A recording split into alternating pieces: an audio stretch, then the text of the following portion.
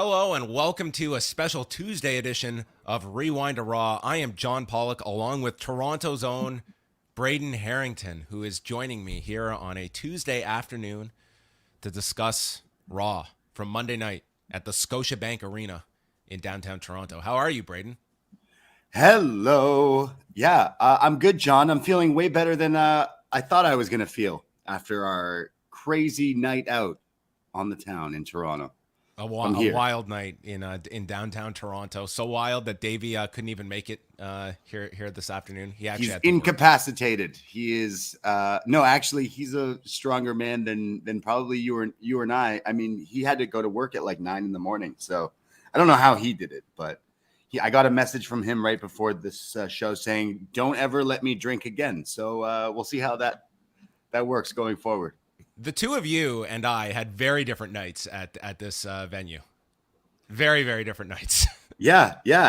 It was a fun time. I mean, so obviously we're doing this Tuesday during the day, and you guys usually go live Monday nights, but we are at Raw. We had to have some fun. Shout out Wei Ting, Papa Ting. You were there in spirit, trust me. But we had a nice little adventure. It was like John Pollock took his kids to Monday Night Raw and had a great time. You were babysitting a little bit.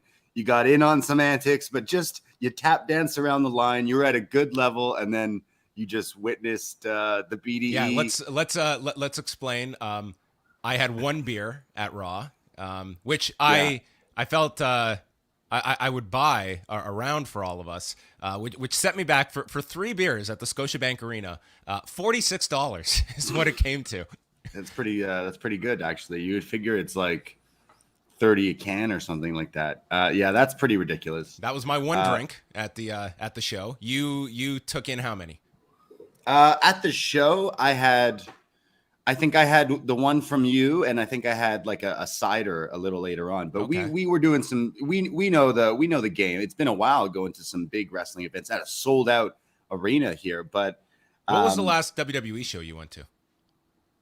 WWE show. I mean, NXT, I guess would count. Oh, SummerSlam when they came here. But we went to WrestleMania in New Jersey a few years ago. That was before SummerSlam. That was before the SummerSlam. So then I guess it was the SummerSlam when they came to Toronto that time. Right. Yeah. But I've been to a bunch. This is their first one in a long time. This is my first wrestling show since the Tokyo Dome in 2020. Wow. Damn. Yes. I mean, that's the pandemic definitely messed it up and couldn't go to these shows. That's why you were just so excited last night. You were chanting and cheering. You were just having the greatest time because you couldn't have done this for years. I learned so many things sitting next to you two. The two of you and Davie, know so many lyrics to various wrestlers' theme songs. I mean, most, I would imagine, know like the hook off the top. You guys are like deep into the verses that, I mean, Bianca Belair's theme is going. I never needed you at all. I'm amazed at the lyrical knowledge that the two of you possessed. Yeah, I mean, if you follow the socials, if you're not following Post Wrestling on Twitter, I mean, what are you even doing? But you should be following Post Wrestling on Instagram because right before meeting up with you, John, I basically hijacked the Post Wrestling Instagram and posted a ton of great stories through the night, including us singing some songs. I went through them this morning. You actually did a very good job. I thought doing that. I thought thank you very much. I thought it was very good. Hey, you took part in that too because inadvertently I didn't. I had a camera thrust into my face multiple times. That was my extent of my involvement in this. No, because you created possibly one of the great reaction memes of my face. So I mean, you helped, John. Oh, that was the best. Maybe we'll save that for the segment. We'll but I mean, so Raw ended, and we parted ways. But your night continued. Yes. Yeah. We met up with some friends. Bovine is a fun bar in Toronto. We were like going to some usual spots, but then me and Davie we are karaoke fanatics, and we really just felt like singing. So then we headed to Toby's, another fine establishment in the city, and then snuck in a song, and then ran back to another bar to meet up with some friends. But unfortunately, it did not run into EO Sky. on the streets of Toronto, which I'm So a little. so you upset. left Raw. We got out of there around 11:15, give or take. Yeah. You go to Bovine, which is up on Queen. Yeah. You then go to Toby's, which is up on College. Yeah. You then go to a third place after that. Yeah. Wow. And then home. You got to respect the hustle, John. Jesus. It's not every Monday night that Raw is in Toronto. You got to celebrate accordingly. So we did just that. But I am on like my 10th big giant Ultimate Warrior cup of water and my first coffee of the day. So somehow I'm all right. But I mean, we also you're acting like you're all Mr. Innocent having one beer at the venue, but we made sure to have some pregame with a few drinks before the show, so we were nice and primed up. We met at Davie's bar, and he ordered us these. What were they? Margaritas? No, martinis. Yeah, I think it was like Martini Mondays or something. So therefore, he was like getting these like raspberry. It was a raspberry martini. They were all right. They were okay. You know what? Like they were in like these little tumblers. Yeah, you can say that. And we had one or two of those, and then we had. I don't think you partook in the JMO shots, but no, I just watched as you guys got ready. Got ready for Monday Night Raw. How boring was I as a hanger on with you two? You're not boring, John. You were just responsible. I'm really happy you didn't bring your notepad, because I was scared you were going to be the one guy with a notepad writing down what's going on at Raw. But I'm happy you didn't do that. But if we had to do the show right afterwards, I would have had to. Wow. But because I have been to a Raw with you where you did that. Yeah, I didn't really want to take notes when I knew we were doing the show the next day, and that I could easily go back and piece together the show. Did you watch anything back, or you're just going pure off? I did actually. Version? I did. Yeah, I kind of woke up, was kicking around, and just kind of put it on in the background, and certain segments. Mostly, obviously, the big news coming out, like the Gargano stuff. I watched that back, and then the Edge match, and then actually did you watch the whole match?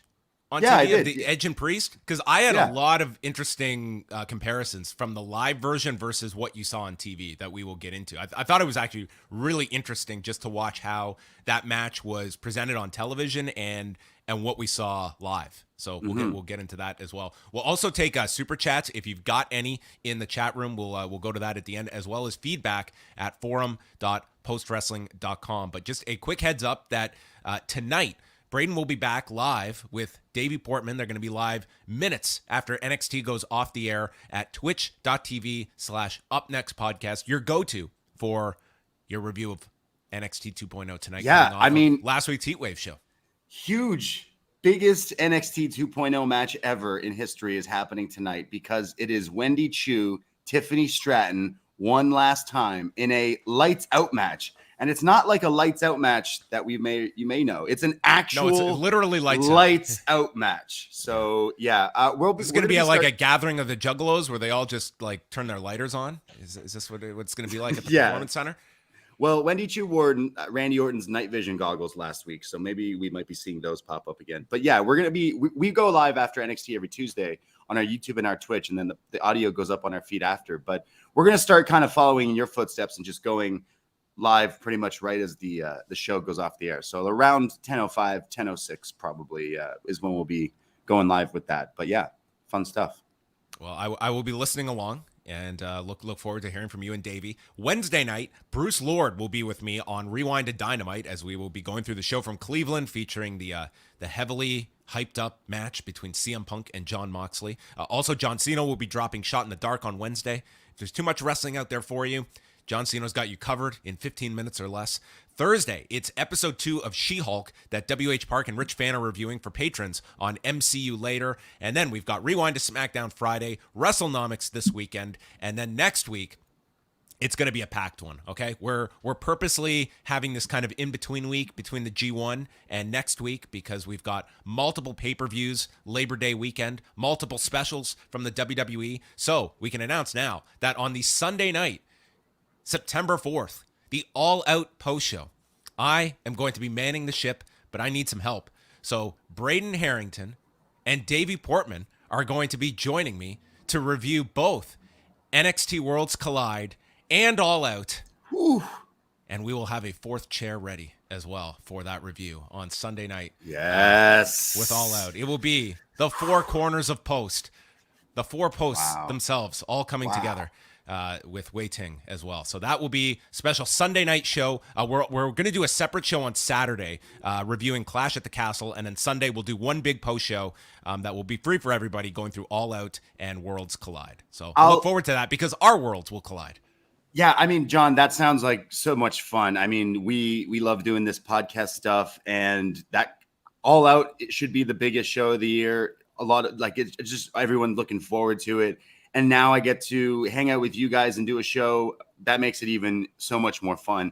And the return of Papa Ting. I mean, what else could you ask for? But I mean, we're going to be doing a little bit of Worlds Collide NXT talk on that show, which gives me and Davey some time to maybe bring back something that some listeners have been asking for. And that is, we are going to be doing a NXT Worlds Collide watch along, returning that Sunday. And then later that night, we'll be hanging out with you, chatting all about All Out. But yeah, that's going to be a crazy, crazy weekend of some wrestling and some podcasting.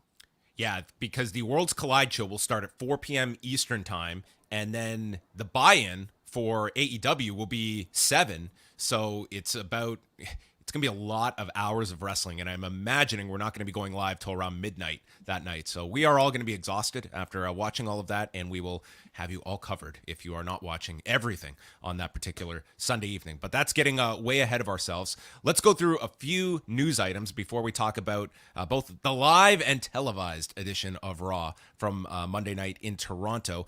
PWInsider.com's Mike Johnson reporting that Road Dogg is returning as a VP of live events in WWE. So someone that, of course, very much linked to the Paul Levesque regime back in the company. Now, it seems like this is a separate story, but Jeff Jarrett has also left his role as SVP of live events. And Mike Johnson did note this is not a case of Road Dogg replacing Jarrett. But what do you think, Braden, about just Road Dogg? This is obviously someone that was very much linked to Paul Levesque's team and being back here. But this is not a lead writer job or a producer job, but rather a VP role of live events. Can you see him sort of being thrust into other areas?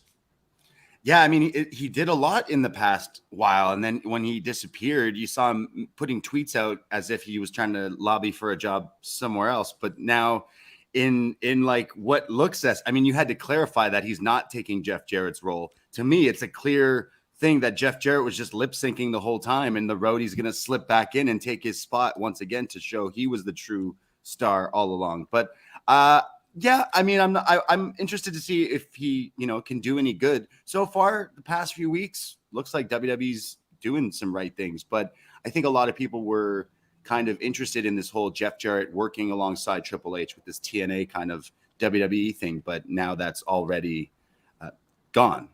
Any idea where you could see Jarrett landing after this? I mean, this is a guy that's had 1,001 lives in professional wrestling, but he's also coming off. I mean, he was all over SummerSlam. He was a big part of Ric Flair's last match, and just, he's got his hands in so many different projects. I imagine this guy is not going to be looking to fill up more hours of a day, but I'm very curious what comes next. And what he does after this, because there was quite the focus on him over this last month with everything on camera. Is he still part of the Bullet Club? Technically, he could just go. I don't think he was ever kicked out, was he? I don't know. He could still go Bullet back. Club is for life. Yes, exactly. So there's always that option. Yes. SmackDown and Rampage numbers from Friday night.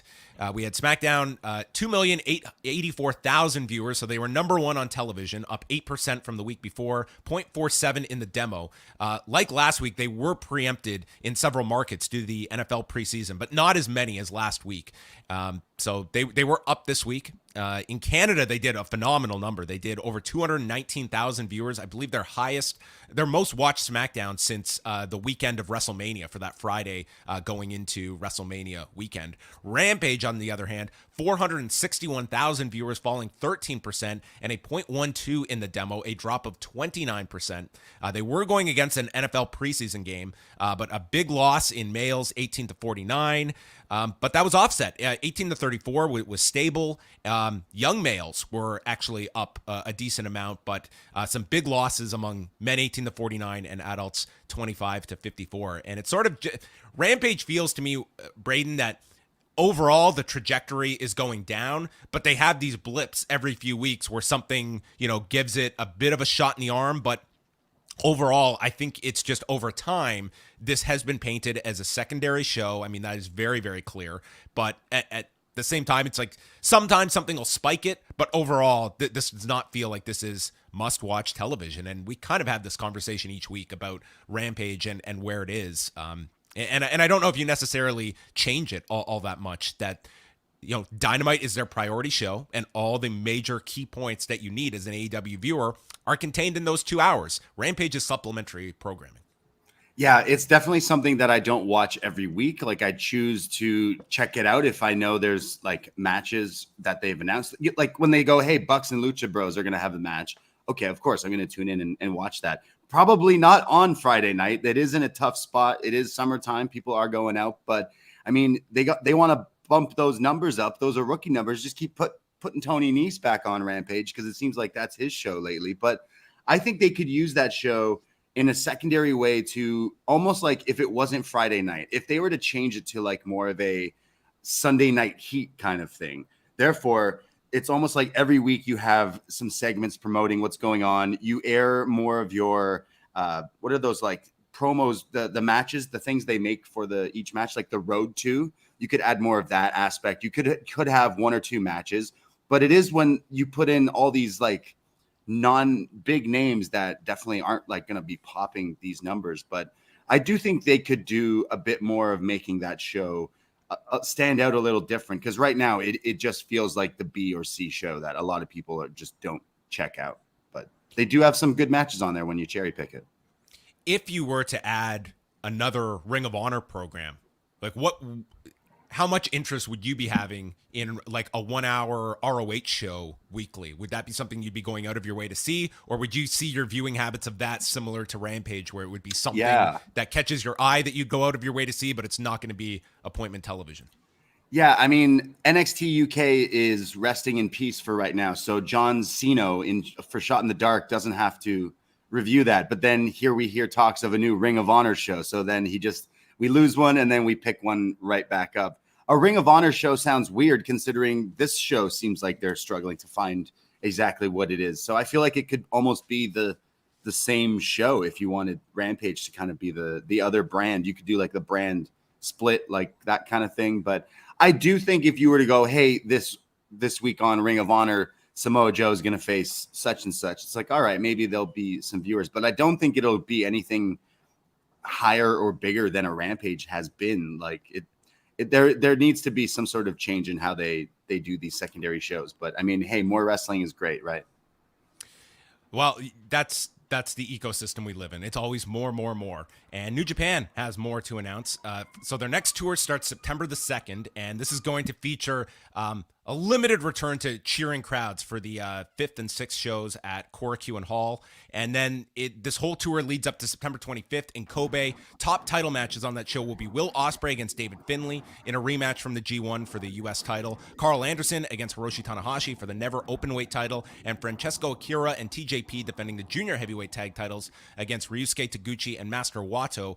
And October will see Declaration of Power taking place October 10th at Sumo Hall with Jay White and Tama Tonga for the IWGP World Heavyweight title, and a rematch between Kazuchika Okada and Jonah, both of those rematches from the G1 as well. So they are stacking up their tour. And earlier today, there was a press conference with New Japan and Stardom announcing several of the matches for their crossover event, which doesn't take place until November 20th. But they have announced the finals of the IWGP Women's Title Tournament. Hiroshi Tanahashi and Utami Hayashida taking on Hiroki Goto and Maika. Tom Lawler and Shuri against Zack Sabre Jr. and Julia, which is a very interesting tag match. That one has my attention for sure. That one looks hype. And Taichi, Yoshinobu Kanemaru, Tom Nakano, and Natsupoi against El Desperado, Doki, Momo Watanabe, and Starlight Kid. So that's going to be a show that I think has a lot of interest once we get to November, with the two companies, doing mixed tags and also the finals of this women's tournament match. So that's a long ways down the road, but an interesting show, and they're starting to get the match announcements out there. Yeah, it's kind of cool that they're kind of getting the wheels in motion. I could see that being more of a touring thing, and it would help get that over to some of the American audiences, because I think over the pandemic, a lot more people started getting into a lot of different wrestling because of the streaming services like Stardom and all that stuff. So finally, kind of being able to tour out there and having like the crossover matches with the New Japan talent, even that is pretty sweet. So some of those matches sound pretty awesome, and I could see them doing more shows down the line in the next year.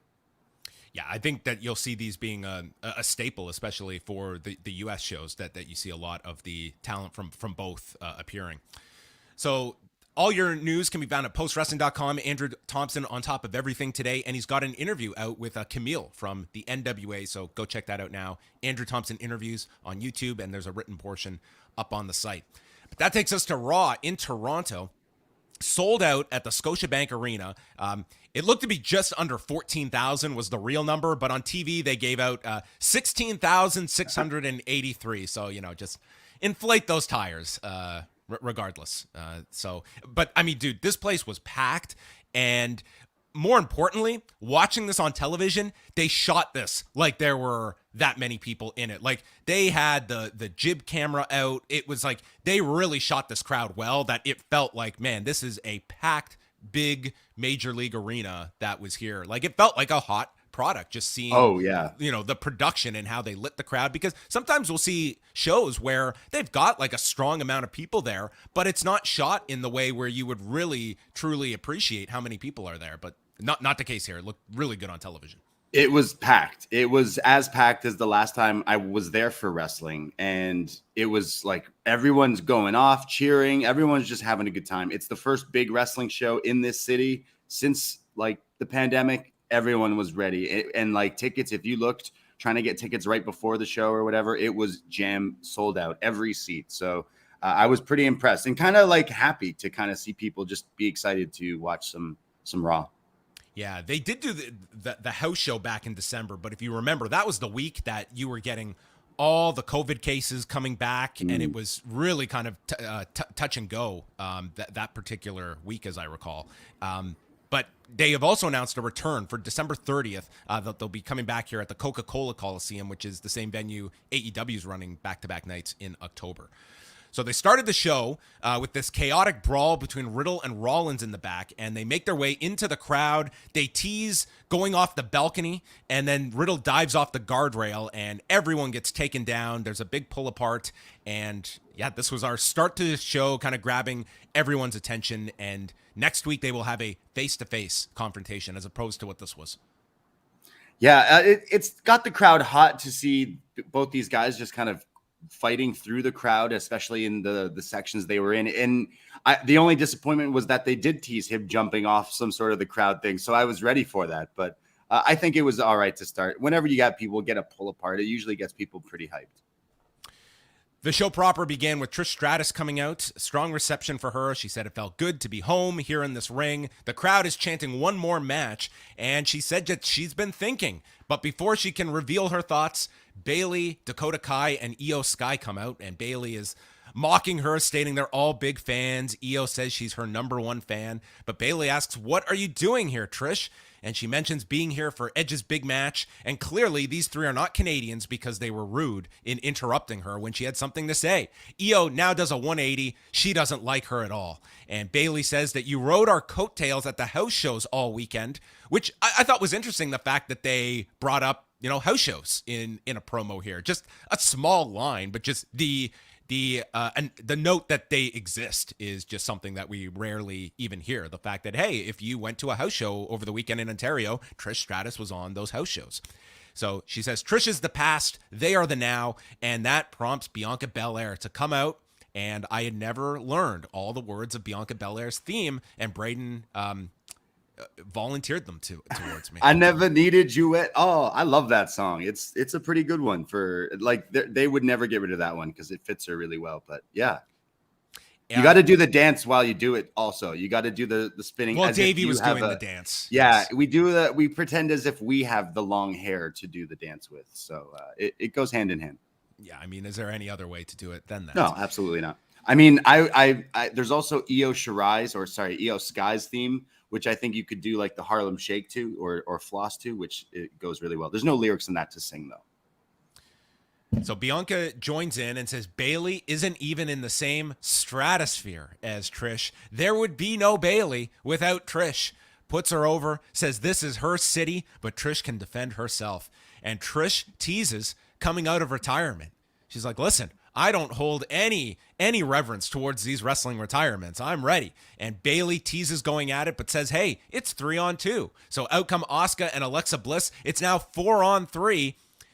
And then Trish just calls, they just wish them luck in the tag tournament. And we go to the tag match that they had always announced. So they really did the tease here that Trish was going to wrestle. And then it was, nah, we're good. Yeah, that was quite odd.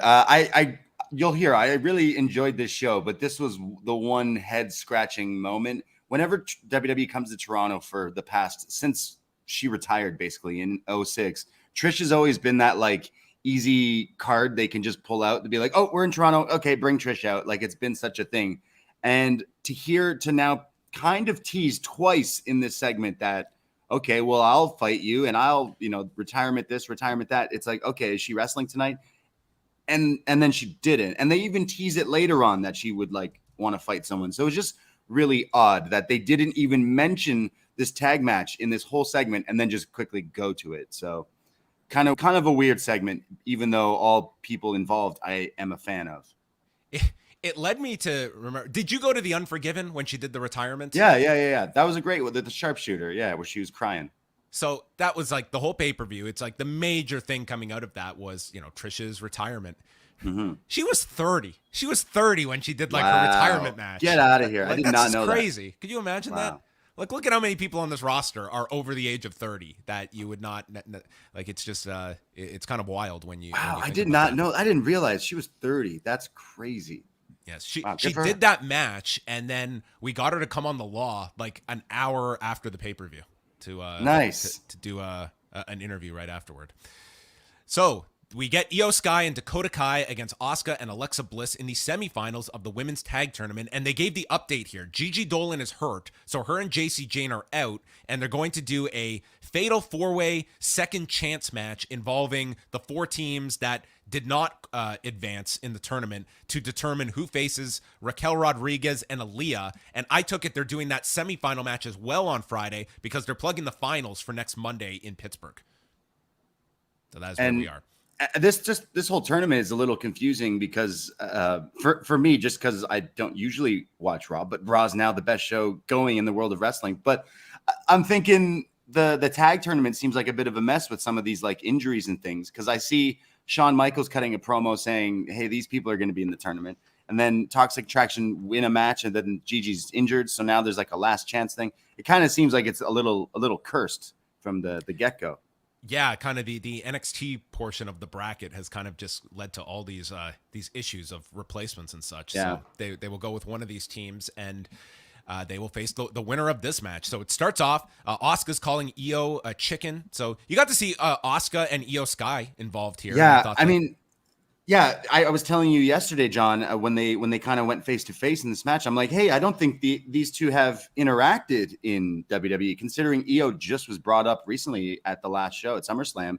So, for me, when they announced Raw a few weeks ago, they've been promoting it for this venue. They have been saying, hey, Io Sky is going to be wrestling.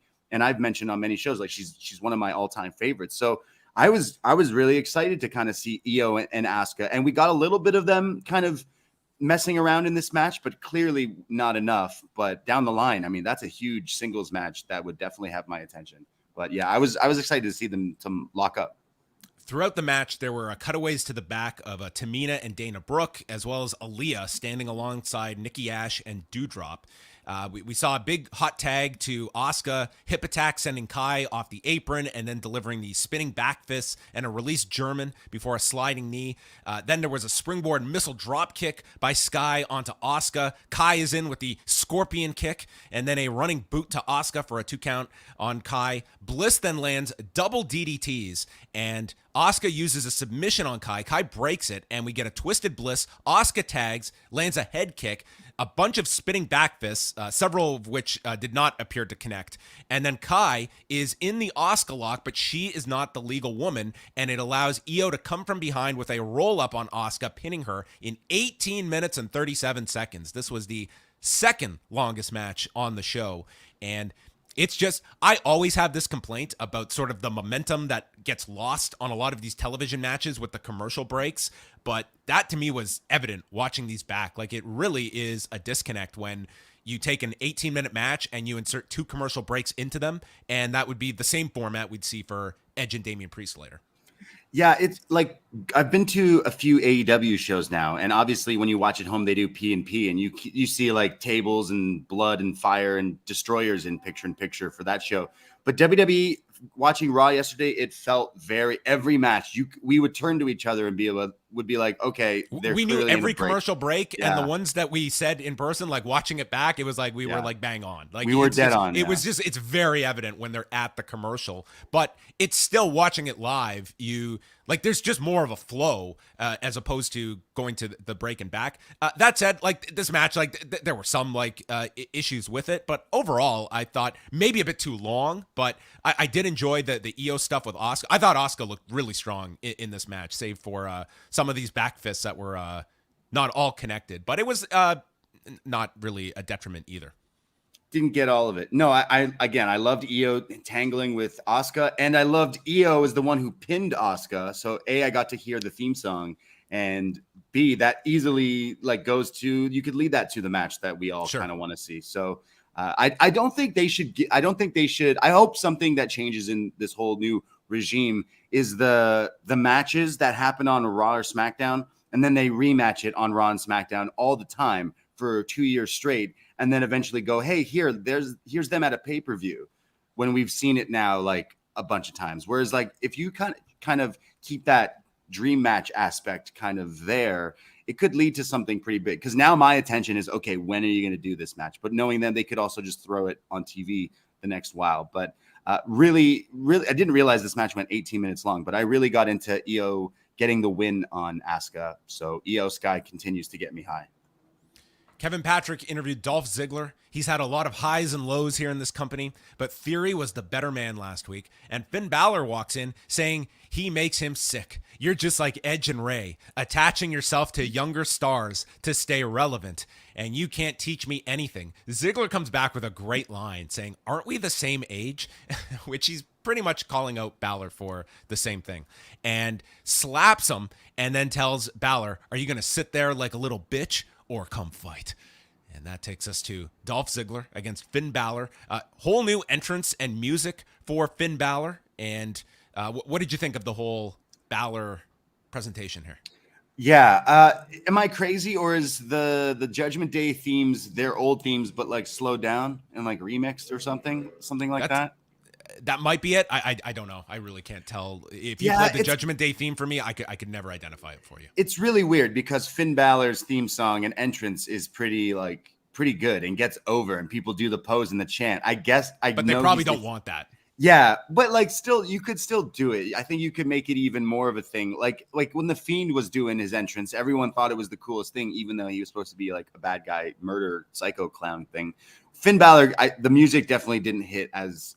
It definitely is like, oh, that doesn't sound as good as some of the other themes. I do hope with some of the wrestlers coming back that maybe we get some of their old themes. But this one, maybe it's because I only heard it this one time, but it was kind of weird. Jimmy Smith was referencing Dolph's match with Theory last week, calling Theory the young buck. noting his physical talent and their epic match last week. That very loose definition of the term epic. But said there's no shame in losing to Theory last week. Ziggler takes the Bret Hart sternum first bump into the buckle. They go through a break. The Famouser gets turned into a sit-out powerbomb by Balor for a 2 count, and then Ziggler stops the shotgun dropkick with one of his own. Jumping DDT avoids the 1916, and he hits a Famouser for a big near fall. Then the shotgun dropkick is hit by Balor. He misses the coup de grace and gets hit with the zigzag for another big near fall that the audience bid on. Really strong crowd here. The crowd is chanting with Ziggler, which was quite the feat. And Ziggler lands a headbutt, and then Rhea just nails him with a forearm from the apron that the referee doesn't see, leading to 1916 and the coup de grace as Finn Balor wins in 13 minutes and 5 seconds. So I know you're not watching, the TV every week, but some of the hallmarks that you can isolate from this past month, Braden, are they're putting together, by and large, matches that come across a lot better. Like, they're matching people together that are going to produce better quality matches. They seem to have a lot more leeway when it comes to big dramatic near falls to build up at the end of the match. And it also feels like if they put together a great match, they are not shy in doing kind of these kind of wonky finishes that we get. Like, you get a great match, and then you get, like, in the opening tag, we sort of had like the who's the legal partner finish with the roll up. In this one, it's like the interference. But I mean, the audience really got into this match, and I thought the match was very strong between these two. Yeah, honestly, the wrestling on this show was really good, but this definitely had my attention as soon as that backstage segment. I was thinking, I'm like, what year is it? Ziggler and Finn are having a feud right now, and they're going to fight. Okay. But also, I know both of them are some of the best wrestlers on the roster. So actually was kind of excited. And you mentioned some of those near falls. It was exactly that zigzag. The whole place was like believing Ziggler was beating Finn here. I really enjoyed this match. I mean, call me crazy. I really enjoyed this whole show, but I like wrestling for wrestling. And so far I got 2 matches that had some pretty good content within it, but I thought it was a strong Raw match. And I think it was, at the time, I was like, wow, it's going to be pretty hard for someone to top this tonight. But it was. Sarah Schreiber interviewed Toronto's own Aaliyah, who is the bougie badass, and says that Raquel is a beast. There was no Raquel on this show in Toronto. Huh. And Bailey and company enter and asks if she was taking notes earlier and asks where Raquel is. Aaliyah says, it's none of your business. And she was brave to show up all by herself. And then Trish walks in, backing up Aaliyah, and asks, Bailey, when are you returning to action? And Bailey should have answered, at the house show you were at over the weekend. But that does not exist in this case. So house shows, we're only going to go so far in terms of their actual existence. And this sets up Bailey's first televised match since her return, and first match on television since June of 2021 against Aaliyah. And also, they had this running thread in the background with Pierce with security and monitoring the doors, and this would lead into our kidnapping angle later in the show. I did actually. You just reminded me that there's attempted kidnappings a lot on this show.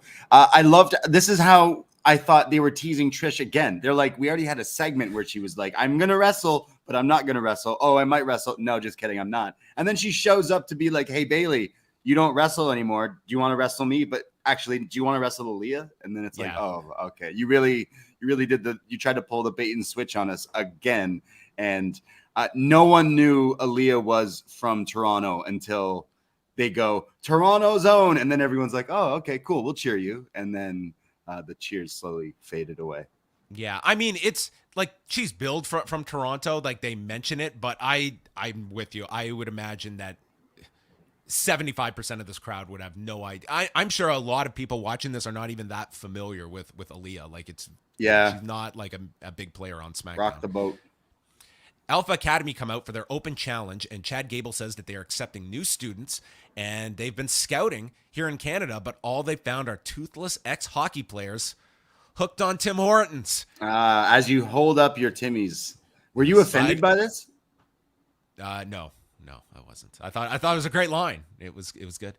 He said that the Leafs lost an ice hockey game to Tampa. They don't even have ice in Tampa. There's no talent here in Canada. This led to a Go Leafs Go chant, and says that all he hears about is some geek named Austin Matthews, but he's American and he has no talent, and he calls out any civilian, ex-athlete, or fighter to face him, and answering the challenge is Kevin Owens, and this place went nuts. This was set up really well by Chad Gable's promo, and what I liked about this too, Braden, is that they could have gone for an easy pop of somebody like as a surprise, someone that just comes out and you get the surprise pop. But instead it was like a guy they're pushing. It's a main roster guy, and he felt like a big star coming out here representing Canada. And, you know, he was just a giant babyface on the show. Yeah. I mean, Kevin Owens, he's been running the Canadian market, been one of the big Canadian stars in the past few years. So the place went absolutely nuts.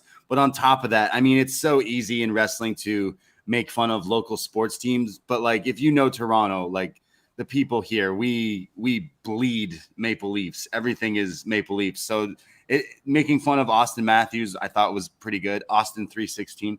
But then the line about the fighter, clearly we're like, okay, prize fighters coming out, but the place just went unglued for this KO entrance. But I love Chad Gable. I think he is finally being utilized the right way in the past little while. Watching him back on NXT, everything he was given, he got over. I feel like down the line, you could have a almost Daniel Bryan-esque run for Chad Gable, and something to do with the Diamond Mine could eventually, or Damon Kemp or whoever could also tangle up there. But he is a fantastic wrestler, because you'll get into this match that I loved, but I thought this promo had the whole place just heated. Again, make fun of the league.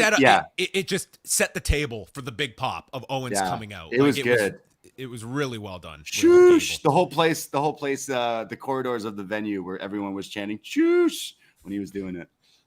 So Owens goes to grab him by his cauliflower ear, and Gable rolls away, avoiding a cannonball, and he hits Owens with a suplex on the floor. Owens, they go onto the edge of the apron, and Owens takes a back body drop and then a release German on the edge to set up the commercial break. We come back, Gable hits a series of rolling Germans, then Owens hits one of his own before connecting with the cannonball. Owens hits a frog splash for a 2 count, the stunner gets stopped, and then Gable with a bridging German. Dude, he just dumps Owens on his neck here. I mean, this was looked awesome. Like a ton of fun. Gable hits a diving headbutt off the top, and then Owens stops the superplex, fisherman buster, swanton lands on the knees, and Gable pops up to the top, lands on his feet from the moonsault, eats the super kick, and a pop-up powerbomb. Owens wins in 11 minutes and 9 seconds. Very strong television match. I thought this was... this is like a great usage of Chad Gable. Like, he's sort of at a level, but you let him get some mic time, and then 11 minutes on TV with someone at the level of a Kevin Owens. Like, these two work together really well. This was another very good match. I know. I thought I was going crazy. I was like, wow, I'm really enjoying Monday Night Raw, because this match was great as well. There was so many German suplexes, the trade-off, the diving headbutt from Gable as well was pretty sweet.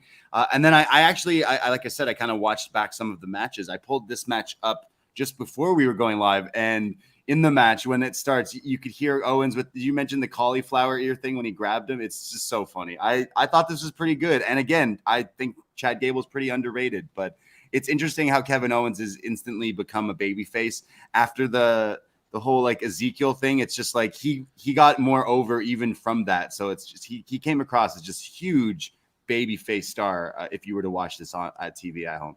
Yeah, and if you want to check out afterwards, they did, I guess it was on Raw Talk, an interview that Kevin Patrick did with Kevin Owens, which was pretty entertaining, especially the ending of it with the two playing off of one another.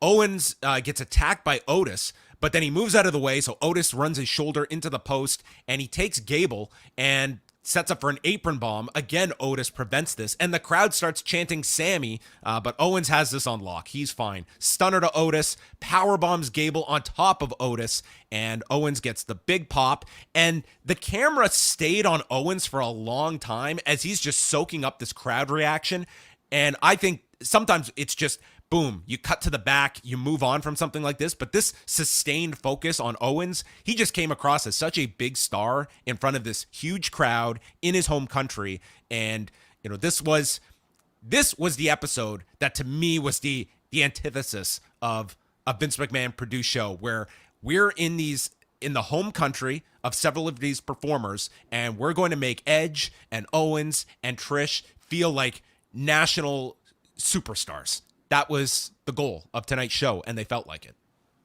Honestly, you could instantly put KO in the giant babyface push right now, and people would totally get behind it. He's a character that obviously can tween and change, but after watching this, you're like, yeah, all right, you get over. But great reaction. You know, it must have felt pretty good for Kevin Owens. I mean, how many years ago was it, John, when we saw him win the ROH title in the sweaty Teddy, and then he ran out the door. He ran out the door, and you were right there with the microphone to interview him. And he's like, "Yeah, interview me." Great times. But I thought it. I mean, the guy looked like he almost had a tear in his eye here for. Yes, and unlike reaction. Go Fight, see this entire match uninterrupted. Yeah. Judgment Day does a promo in the back. They're gonna keep beating everyone up. Balor says that Rhea's been beating up Dom so much he's starting to enjoy it. And Balor opens up his jacket stating, "I keep Rey in my pocket because he's 6'1" mine." And Rhea and Damian Priest chuckle like, that's a good one. Priest then addresses Priest addresses Edge. It's going to be his last homecoming. He's sending him back into retirement, and he's going to turn the cheers into screams, and he's going to meet his Judgment Day. Then they updated us on the women's tag tournament. So SmackDown will have Natalya and Sonya Deville against Dana and Tamina, Nikki and Doudrop, and Shotzi and Xia Li in the second chance fatal four-way to take on Raquel and Aaliyah in the semifinal match. And the winners advance to Monday. Aaliyah versus Bayley. So Bayley did do a tag match on Saturday in Kingston, but this is her first match on TV since June of 2021. And we also had a former Ontario independent standout, Hornet, as the referee. So we had two Torontonians in this match. Shout out Hornet. Keeping score. Yes. So Bayley's pose, like everyone's kind of got their pose when they enter the ring that they do. Bayley's is just looking at the hard camera and she puts her thumbs down. That's the pose. 2 thumbs down. She's unhappy. I like it. It's simple. She's just miserable. She's still going for this, like, she's the Karen character, kind of like always miserable and angry, always wants to talk to the manager kind of thing. But now wears cargo pants and cool hip clothes. It started off, there was a hip toss and drop kick from Aaliyah, and then she rolled off the buckle into this loose-looking head scissors. And after identifying Theory with this description, he called the Young Buck Aaliyah. So WWE's version of the Young Bucks are Theory and Aaliyah. Wow. That would be a sweet, imagine that. The new Young Bucks, Austin Theory and Aaliyah, the matches they could have. Because they're elite. Corey and Byron got into an argument during this match where Corey threatened to punch Byron in the throat. Byron says, "I'd like to see you try." And then one of them just goes, "I've seen you wrestle." Which I guess, I don't know which one dropped that line at the end. So there's double knees to the midsection by Bayley, and then she points to the crowd like Trish and goes to the Stratus faction, which Aaliyah stops, and we get the wheelbarrow into the Bulldog spot that Aaliyah takes doing her Trish spot. And Graves points out how exhausted Aaliyah is, not having much behind these right hands as she delivers a Thez press with punches. Aaliyah rolls for a single leg crab. Bayley grabs her by the hair and did something that was, the attempt was a monkey flip. What happened, I can't really tell you. And then she hit the Rose Plant for the win in 6:33. This was pretty rough at spots. I thought this was the weakest thing on the show. And Bayley gets the win, and that was it. So one hometown performer losing, but I think on the whole, they kept the Torontonians strong. The chick from the 6 couldn't get it done. Yeah, this is probably a low point of the show for me. I didn't think the match hit maybe the way that they thought it would. But Bayley kind of coming back with this like new crew with Dakota and Io, I think it's a really good idea. I think it works really well. But for a big first match, I guess Aaliyah wasn't the greatest base to. Like, I think you could have done maybe Bayley getting a more definitive win over her. Like, she should have just beat her with the Bayley's faction, with the Stratus faction, just to rub it in. But instead, kind of struggling in a rough looking match with Aaliyah, I don't think it did her big return all too well. Styles and Lashley are walking in the back. This is where we see Pierce with security who are in riot gear by the door. And it's Lashley and AJ teaming up against Miz and Ciampa.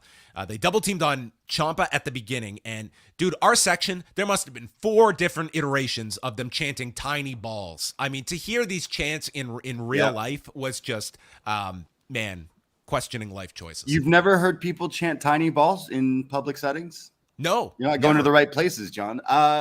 This also brings me to get pretty upset because we went to Raw and we got super excited because we were going to buy Wei Ting, his baby. We were going to buy him his first ever wrestling shirt. And we wanted it to be the Miz, I have giant balls. And let him, what is it? Massive balls. We were going to make Wei open it in like 15 to 20 years, but they weren't selling it at the stands. So unfortunately we could not get that. We'll have to make that a WWE shop order for the massive balls. That's a lot of faith in a punchline that you're going to invest a lot. I mean, I just gave it away. So I guess we'll have to go to the drawing board again, but we should have got the Edge Maple Leaf crossover shirt that was selling like hotcakes last night. I'm sure they sold a ton of those shirts. They did a co-branded shirt with Edge and the Maple Leafs that was going for like, all their shirts are going for like $40. And I saw coming home, I saw a ton of kids wearing that shirt. Yeah, they definitely made a killing on that. I know my buddy bought 2 because he's like, I'm probably going to sell one for 3 times the price in like 3 years. But pretty cool to see them do crossover shirts like that. I think what were the most popular shirts you saw just like walking around? I saw the Bloodline. They're making bank on merchandise. That seems to be I believe like the Roman Reigns on this show this place would have just gone insane. I'll tell you, like just living in Toronto downtown, I do see a lot of like elite shirts and stuff like that. But last night throughout the city, everyone was wearing Bloodline shirts. I saw a ton of KO. Kevin Owens' new shirt is like a remix of his old NXT they were selling that at the show. Yeah, everyone was wearing that one. We saw a few people at the bar wearing that one, but the Bloodline one seems to be the popular one. And they were selling it, of course, and the dude isn't even on the show. But I would say that one is the big seller. But by the end of the night, they were sold out of the Edge Maple Leaf one. So if you're a Leafs fan and an Edge fan, I'm sure you could find one for a lot more money on eBay, probably by today. Lashley military pressed Ciampa onto Miz on the floor, setting up the commercial. And we come back and they've got the advantage on AJ, and this lasted forever. Corey made a wish that he never has to come back to Toronto. Lashley finally gets the tag. He hits the Lashley effect, and then Ciampa rolls out, avoiding the spear. This crowd, Bobby Lashley was very popular. They were chanting for him. Miz pulls Ciampa to the floor, avoiding another spear, and as Lashley deals with Miz, he climbs back into the ring and is caught with Willow's Bell for a 2 count, and then from there, he spears Ciampa, but Miz again making a save. AJ takes out Miz on the floor, and then this guy grabs AJ from behind. And this person was never identified. It was not someone recognizable, but it was a plot for security to go take this guy, and then Miz is on the other side, and suddenly this security guard stands up, removes his helmet, and it's Dexter Lumis, who applies a choke to Miz and removes him from the arena into the concourse. And for all we know, Miz has just been taken hostage, and we find out next week what happened to him. But this was literally a DQ via kidnapping at 13:37, as Miz and Ciampa technically get a win, and we get no update on Miz. Like, there was no, hey, security rescued Miz. Lumis has taken Miz away. Yeah, where did he take him? Like, for a whole week, he's going to be in his captivity? Like, how is he going to cross the back of the borders with the Miz? Is he going to be in his trunk? Like, is he murdering him? We don't know. Is he? I love a good kidnapping story in my wrestling show. So I definitely was. The crowd were scared. Some of these kids were like, "What's going on? Who is this giant scary man kidnapping the Miz?" You almost feel bad for the Miz, almost. Ciampa just continues to fight, and he's hit with a phenomenal forearm and spear, and Corey Graves is the only one with concern about the Miz. And we just move on. It's just, well, he's Miz will take care of things. I guess his massive balls won't save him now. Then this was my highlight of the show, and it wasn't the segment, rather the circumstances around it. After this match, Davie and Braden decide it is time to go refill, and they leave their seats, and I'm sitting there, and then all of a sudden Johnny Gargano's music plays. And you guys, where were you as this played, and what was your reaction? Was there a monitor? Did you at least see it, or did you just hear the music? Earlier in the night, we went to get a drink, and Davie went to the washroom, so I'm like chilling in the concourse area, but I heard them playing like DX music.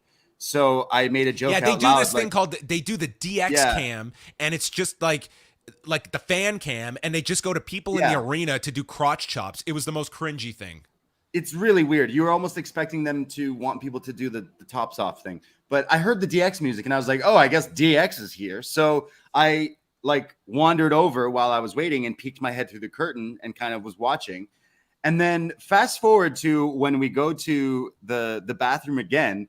Davie's in there, and I'm waiting in the concourse, but there was like a little bit of a line, and I knew he was going in. So I stood like near the area where I'm still like watching the show, and I'm not looking at the thing, but Johnny Gargano, Rebel Heart, the music hits, and I like take a second. I'm like, wait, is this like the DX cam again? Why are they playing this song?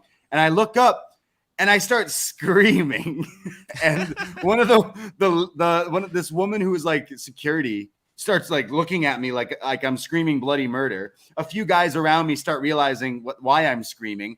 So then Johnny comes out, and I run back to the washroom like, Davie, and he comes running out like, oh my God. So then we run to our section. By the time we get to our seats, I look up at you, and I'm like, oh my God. And that's when you took this picture. My favorite photo I've ever taken of you, Braden. It's not so to say funny. There's many of them, but it was like the greatest expression on your face, because I was laughing at the fact that this was happening and the seats are empty next to me, because I was envisioning you two reacting to this, and then your face. We were singing the song while we're walking through the thing to get to our seats. Like, I saw you guys pop back, and you take a look to confirm it's him, and then you guys come up the steps, and your face, it was priceless. It was priceless to look on your face. It was easily my favorite Raw moment I've ever had been to. Of course, us being the biggest Johnny Gargano marks. Basically, we've been following him with upNXT and NXT for years. We love this guy, Johnny Gargano. Personalized videos that he sent you guys. Yeah, like he's one of us, man. We really love Johnny. So the fact that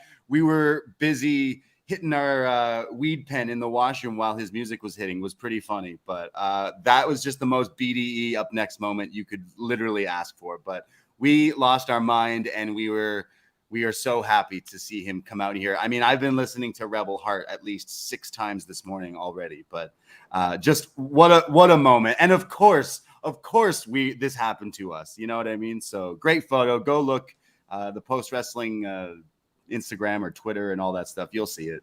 This was one of my favorite Braden moments that I've ever experienced. It had to be up there, right? But you should have been there in the concourse when I was screaming, and then also yelling, David, come back. And then us like running as we're singing the songs and everything. Oh man, it was just a great moment. But great moment for Johnny Gargano, because the crowd knew who he was. It took a bit for them to be like, okay, hold on a second, what's going on? And then I think by the time he started cutting the promo, he had the crowd behind him. Yeah. So, I mean, 2 weeks ago, they were in Cleveland, and I imagine that would be, your best case scenario. But I would argue, like, coming out in front of 14,000 people that reacted to him in such a big way. He has had, like, not just the big takeover matches that he has had here, the DIY match at the Survivor Series weekend, the Adam Cole one, but even before that, like, this guy was a regular coming up here for Smash Wrestling. Like, he has a lot of ties here in Toronto, and this crowd, like, they all knew him, and it felt like a big deal. So I thought, like, this is a pretty good atmosphere to bring him back in. And so he comes out, very strong response, and he says that he thanks the fans for reminding him who he is as they're chanting his name, and gives his backstories. Like, I was kind of a big deal back in NXT. He lists off all the titles he won, and he left, and he was wondering if he wanted to continue to do this. And he brings up his child, baby wrestling, which leads to a baby wrestling chant in the arena, and that Johnny had dreams of becoming an IC champion, a US champion, a WWE champion, and wrestling at WrestleMania. And what type of father would I be if I didn't teach my son that your biggest dreams can come true? You never fail if you bet on yourself, and that's what I'm doing here in Toronto. I'm betting on myself, and I am back in WWE. So that prompts Theory to come out and chants of who's your daddy. Gargano, he says, it was like, what have you been up to? And Gargano, I could not hear this in the moment, but he notes, I've been changing a lot of diapers and I've watched a lot of Bluey, which I don't know if Bluey means anything to you, Braden, but this is the greatest kid show. It's my favorite. Of all the shows that Max watches, Bluey is my favorite. Bluey. And the fact that Johnny Gargano mentioned Bluey, I did not pick up on until I rewatched this morning. But I thought he said Blue Chew. No, this is the furthest thing from Blue Chew. Gotcha. Theory says that all of your dreams, I've pretty much done all of them. And says he couldn't have done it without Gargano, but now I'm the veteran and you're the rookie. So maybe you could carry my bags or even my briefcase for when I become the new Universal Champion, and I can show you the way. Or perhaps you can just go away. So Johnny is saying, you know what? For old time's sake, let's do the high five. And Theory gets into it. Hit me with it, Johnny. And Johnny super kicks Theory. Great end to the segment. The crowd went nuts for this. And I thought this came off really well. Like, it was a big surprise for everybody in the building. I think it's, for WWE, it's a guy that had left. And, this is someone that waited things out and could not have predicted where things would be. And this is a much different environment for him coming back, where he feels like he's going to be a pushed commodity on the main show. And my last thing that I kind of liked about this, and this might not be a habit that you can curb because it's really ingrained in people, like you get that drop in the third hour, but putting this in the third hour, it is slowly telling people that, hey, surprises can happen. And in the third hour, like if you tuned out like normal, you missed this as well. So I kind of like the placement, even though like the third hour, sometimes it's not the most advantageous position to put something big. But overall, I thought this was a very strong segment and something newsworthy coming out of Raw. Yeah, I mean, what a great place for him to debut. He made reference of the fact that he won the tag titles against the FTR in the match. So like he's saying, you know me here. The crowd responded really well to that. I thought they made him look like a superstar. And it is interesting that they would choose Toronto, not Cleveland. I know AEW is going to Cleveland like this week, so that kind of they might have just not had a deal by then, Braden. Like, yeah, this is also a thing. Yeah, I mean, his return video tweet that they put out already has over 1 million views on their WWE Twitter. So I mean, like a lot of people did check this out when they kind of saw that this surprise happened. But this is the Triple H thing where just all these new changes, people are coming back and people are showing up. Part of me did think Johnny was being WWE. He was staying because on his last match is when they let him use Rebel Heart again. And you wouldn't just repurchase that music. So we did always think that he would be coming back. But in hindsight, Johnny Gargano looks like he's the smartest man going. You had all of Triple H's NXT kids jump ship and leave the house and go off to the pasture for greener pastures. Sorry. And here Johnny waiting it out, having a baby, and now gets to come back kind of like this white knight sort of thing. So I hope that the cream will rise to the top here with Gargano and showing that like he could be a pretty big star, I think, in WWE if they do go forward. But I mean, him waiting it out and then being kind of brought back into WWE in a big spot like this, hopefully going forward. Maybe he'll take the briefcase from Theory. Like he'll be in a prominent position, hopefully. I just don't want to see him kind of job out down the line with where they kind of put people. But with this whole new thing, like it kind of gives you like some hope that, all right, maybe where they go with this can work. And I think he's kind of in this great position. He definitely looks like a smart, everyone was playing checkers and he was playing chess the whole time. So I'm excited to see where they go with Johnny Gargano. Also, I'm just a really big fan of him. And if you don't know too much about him, you should definitely check out some of his stuff because now I have to watch Raw if this guy's going to be wrestling on it every week or be featured on it every week. So I loved this segment. Shout out Johnny Gargano. This is the way.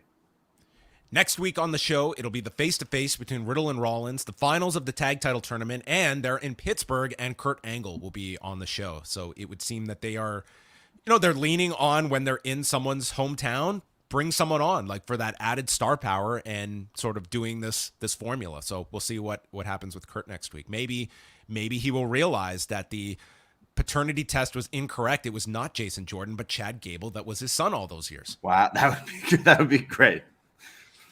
And then time for the main event, Edge against Damian Priest.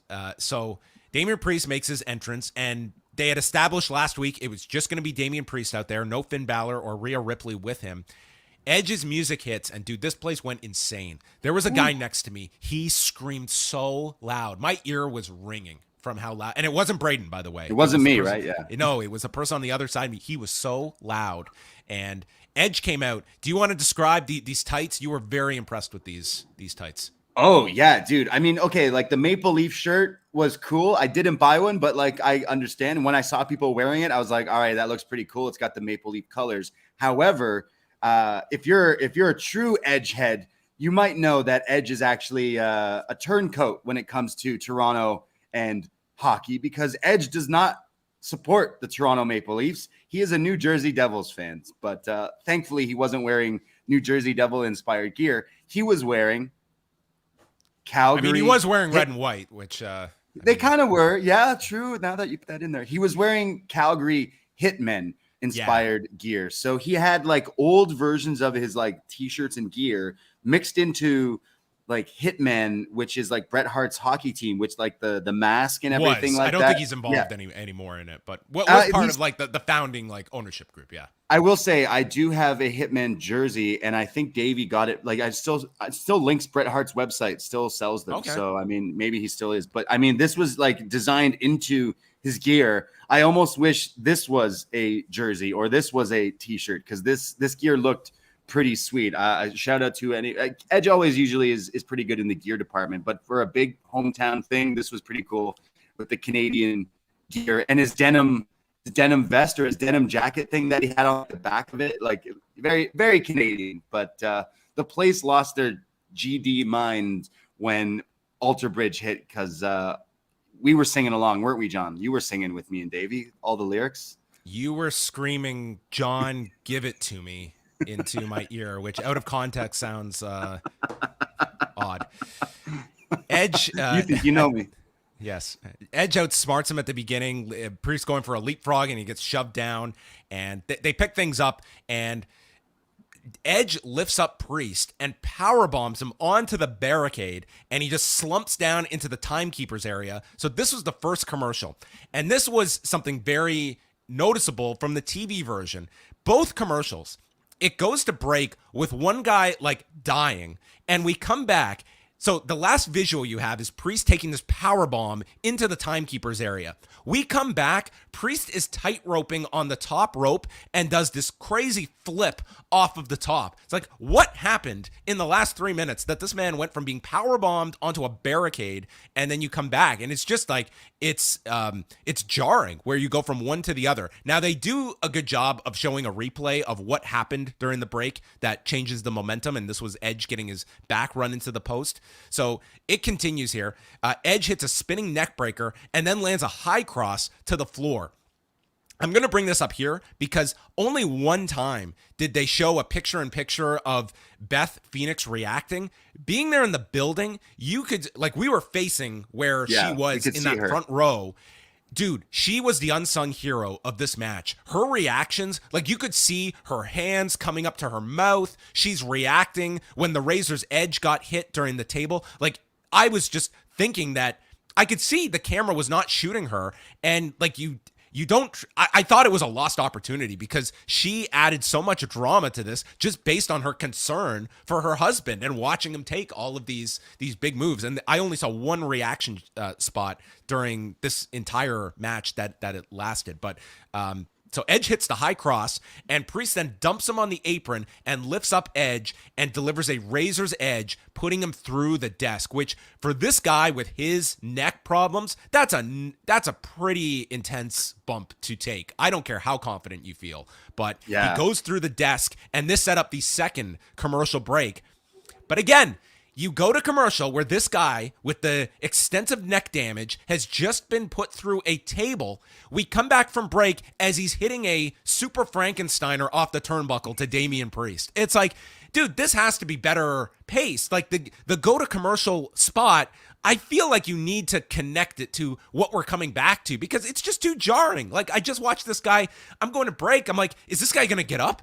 And we come back, he's doing a Frankensteiner off the top. Yeah, someone in the chat saying that the American broadcast had picture-in-picture, but I mean, I'm not sure if that's the case. I mean, the match, watching it live. USA, they do use picture-in-picture more, which great. But, I mean, the Canadian version, like, we don't get picture-in-picture. So this is what I'm watching as, like, a viewer here. And I would even argue, like, I do feel like that was a pretty major spot. And then to be coming back with this super Frankensteiner. So he hits that off the top and then gets caught with a roundhouse kick and Priest hits the unprettier for a 2 count. I thought that spot would get more reaction than it did in the building. Like it was fine. It was, I thought it was a great idea for a spot, but it wasn't like this audience like gasped or something or reacted in as big a way as you would think an unprettier match in a Edge match would generate.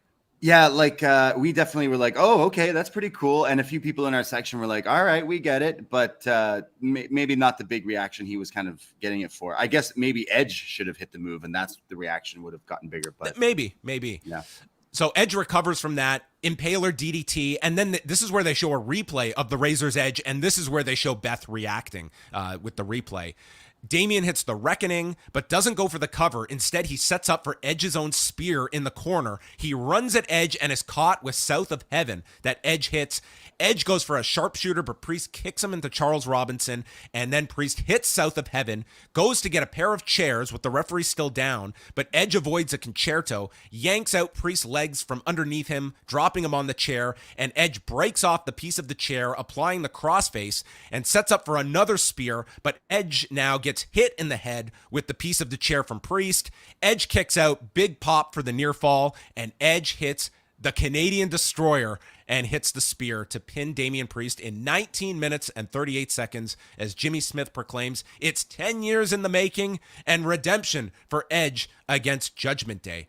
I thought on TV that this came across like it was a very good match on television, but I think like the commercials really take away a lot of the just momentum. And I would say being in the building, I enjoyed this far more being in the building for it and seeing it without those interruptions. And it wasn't as jarring seeing some of these big moves, commercial, and then it's a 180 from the momentum factor. But in there, and you know, it sounded heated on the show, but nothing like this crowd went insane for Edge, for the entrance, for his big spots, for the finish. Like this guy was head and shoulders the top star on the show, and I would say the uninterrupted part live. I was glad I got to see that and then compare it with the TV version. Yeah, I did watch this back today. I thought it was a really good match and a good main event for Raw, but I actually thought in person the match was way better. It had a lot of stuff during the breaks and just a lot more story, and the crowd were so behind Edge. I mean, 10 years ago when he wrestled Christian, it was his last match on Raw in Toronto, and like all the time through, like the people did not forget. And the fact that he come out here, he was clearly holding back tears in his entrance. The crowd were losing their minds. And then not only did he get to have Beth there to kind of, you know, be there and part of this thing as well, but then hitting a Canadian Destroyer, probably the most Canadian Destroyer ever. I mean, he's wearing those Bret Hart Hitmen tights and then does the Destroyer in Canada, in Toronto. He's never hit a Destroyer before, and I thought it looked pretty good. So that was a pretty sweet thing. The place, everyone jumped out of their seats when he hit that move. So that was good. But I thought this was good. I think Damian Priest kind of held his own and is great in this spot and did a great job of kind of making Edge look like this huge white knight in his hometown of Toronto, just getting the crazy big reaction. I really enjoyed this main event. This was definitely my match of the night, but great stuff. Edge just looking like a huge star. Wow. After the match, it ends with Edge bringing the chairs in, and he's going to deliver a concerto, but this is when Rhea Ripley appears, gives him a low blow, and Balor appears, landing a coup de grace, and as they are continuing their attack, Beth Phoenix hops the guardrail, takes the chair from Balor, and it holds up the chair and is threatening to blast Ripley as Judgment Day backs off, and that's how the show ended, with Edge and Beth in the ring, and certainly teasing something down the road with Beth getting involved, either with Ripley or some mixed tag scenario. But a strong episode of Raw. I thought that the Edge Damian Priest match, the Finn Balor and Ziggler match, Gable and Owens was very good. The women's tag, I enjoyed that too on the show. Like Miz and Ciampa and Lashley and AJ had like a shitty finish, but the wrestling was very, very good on the show. I think that is one major takeaway, is that I'm not saying they are like, blowing the world standards away, but the level of wrestling, especially on this show, like it feels like significantly increased. Hey, I don't watch a lot of Raw or SmackDown, but watching this show, this has to be one of the best Raws that I've ever attended. Like top to bottom, I had a ton of fun. I got to see some cool Toronto cameos. I got to see some pretty good wrestling. You kind of mentioned it, like all these matches that happened, they were pretty entertaining. I thought KO and Shoosh put on a little bit of a sleeper hit there tonight as well. But being someone who grew up going to see Edge wrestle for years and years and years, kind of getting his big, huge hero's welcome, it was something pretty special for Toronto wrestling fans. So, and on top, you got Johnny coming out. So honestly, probably my favorite Raw that I have attended, just because it hit on so many different things. And not just because I was there, but because of some of the stuff that happened. This definitely makes me go, okay, maybe I'll have to check out Raw every week going forward, because I'm seeing basically all these old NXT stars that I used to love to watch. So thumbs up from me, honestly. This Triple H going forward thing, it could be still in the honeymoon phase, and that's why I'm super just impressed with everything, but really enjoyed the show top to bottom, and I thought they did a hell of a job. So shout out everyone involved. And a strong argument about booking your hometown talent very strong, instead of all that heat that they could have got if they beat Edge in his hometown. And then maybe one of the more newsworthy aspects of this was that after the show ended, Edge addressed the crowd. This man was on cloud nine. I think he felt he had a great performance. Crying. He was so he was getting choked up. He was thankful of all the people that had come to the arena tonight, coming out of a pandemic, and mentioned, making his debut in 1992 at Monarch Park and losing 9 years of his career and coming back. And then the big thing he noted is that WWE typically comes to Toronto every August, and in a perfect world, I'd be here next August, and that's when we all say goodbye. So indicating potentially retiring next summer. So that was pretty notable, just to that's in his head, the idea of winding things down over the next year. We'll see if that happens or not, but that's sort of the picture he painted. Yeah, so one more year of Edge wrestling, and then he kind of calls it quits. And does he mean they're going to come back next August? Does that mean SummerSlam in Toronto? Does that mean a big Raw event like this? I do think if he were to want to go out on his own terms and have his actual last match in Toronto, something like this that they did tonight would have been a perfect kind of scenario if they could do that again. I would say Edge's last match should be against John Cena in Toronto is something I would book, especially if it was a SummerSlam match. But he did not say SummerSlam. He just said next August is when he's kind of wrapping up his career and wants to do it here. So that's pretty cool if they were to do some sort of big show and big angle for that. But another year of Edge, so lots of matches to get to still within that year. All right, before we wind down, a few pieces of feedback. So we get a super chat from Birdie. Loomis needed a model for his art. So there you go. Thanks for the super he's chat, saying Birdie. He kidnapped the Miz because he's going to start drawing him and painting him. Yeah, that could be some dreadful stuff if they continue that direction. Jake writes, they should have given you guys press credentials. Didn't ask for them, so just wanted to go. And, can you hook us up, Jake? Jake, can you get us some press passes? All right, let's go to forum.postwrestling.com. Muggin writes, best Raw of the year? Possibly. Surprises hit harder when they're kept under wraps. It may have been a foregone conclusion, but Johnny Gargano returning was a hell of a surprise. Theory being his first feud makes sense given their NXT history. In a meta sense, it also represents two distinct visions of WWE. Dakota Kai and Io versus Alexa and Asuka was solid. Kevin Owens is now the best version of himself. Him and Gable put on a good match. It's very cool to see him play the conquering hero. Bookending the episode with Trish and Beth Phoenix was another example of putting women's wrestling front and center. And Edge's 4 48, and he pulled off a Canadian destroyer in Toronto. Imagine that. From Benjamin, anything you want to say there, Braden? I mean, no, the destroyer at 48 years old in Toronto, pretty cool. Benjamin writes, it's amazing how a few simple changes have made these shows infinitely more watchable, looser commentary, promos feel looser, fewer screwy finishes. I don't know about the finishes. Like they seem like there's still quite a lot of, finishes that, yes, you get someone pinned, but through like they're not doing, I would say, like, clean finishes across the board. But I understand the meaning here.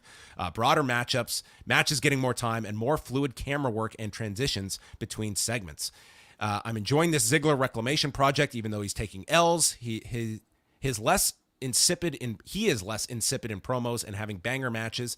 And another talent reclamation, Kevin Owens getting his old entrance video and gear. He had another seemingly impromptu banger of a match, and ends here noting Johnny Wrestling, solid promo into a program with Theory. Austin Theory is in a meaningful storyline now, not some wash of a feud that diminishes titles, and not some creepy-ass mentorship storyline. Loved it. Hot crowd. Cool shit, says Benjamin. Do you like that direction with Theory and Gargano as this first program? Yeah, I mean, Theory's been kind of doing this thing where he's the briefcase holder, but he loses a lot of the time and stuff.